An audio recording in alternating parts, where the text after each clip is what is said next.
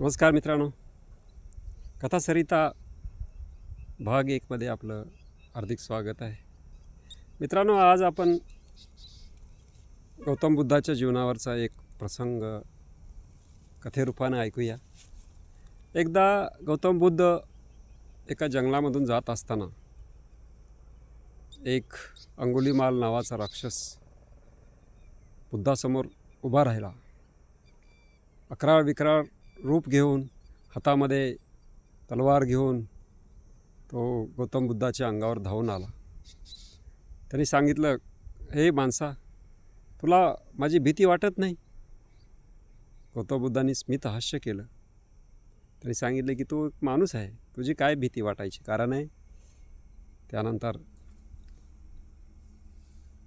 तो अंगुलीमाल नावाचा राक्षस बुद्धांना म्हणाला की मी ठरवलेलं आहे की 100 लोकांची बोटं कापून माझ्या गळ्यामध्ये त्याची माळ मी घालणार आहे.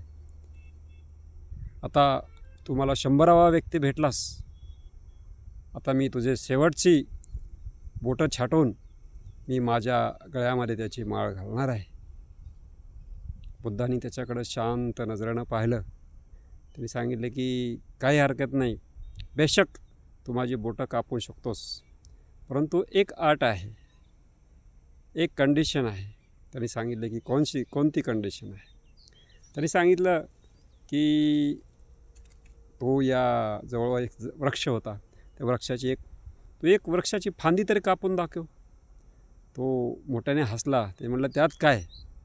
आणि मग त्यानं त्या झाडाची फांदी कापली आणि गौतम बुद्धासमोर टाकून दिली. आणि मग गौतम बुद्धांनी सांगितलं की आता ही फांदी परत त्या झाडाला लावून टाक. त्याने म्हणला, हे कसं शक्य आहे? फांदी तोडणं माझ्या हातात होतं, आता ही चिटकवायचं कसं शक्य आहे? हे शक्य नाही आहे.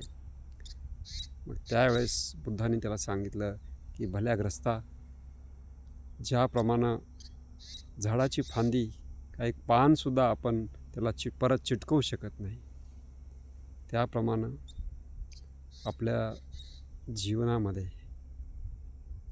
तोडलेली माणसं, तोडलेली नाती, तोडलेले संबंध परत कसे जोडता येतील, यावर त्याला, त्या अंगुलीमाल नावाच्या राक्षसाला आपल्या चुकीचा बोध झाला. आणि त्या दिवसापासून तो गौतम बुद्धाचा शिष्य बनला आणि तो इतिहासामध्ये बुद्धाचा एक प्रसिद्ध शिष्य म्हणून नावारूपाला आला. मित्रांनो, या छोट्याशा कथेवरून आपल्याला खूप काही शिकायला मिळतं. ज्या गोष्टीला आपण जोडू शकत नाही, त्या गोष्टीला तोडण्यास आपल्याला काहीही अधिकार नाही. आज एवढी जरी गोष्ट लक्षात ठेवली तरी आपण आपल्या जीवनामध्ये खूप काही शिकू शकतो. अशाच प्रकारे नवीन नवीन आपण कथासरितामध्ये दुसरा भाग पाहण्यास आपण विसरू नका. आवडलं तर लाईक करा, सबस्क्राईब करा आणि पुढं फॉरवर्ड करा. धन्यवाद. ओम शांती.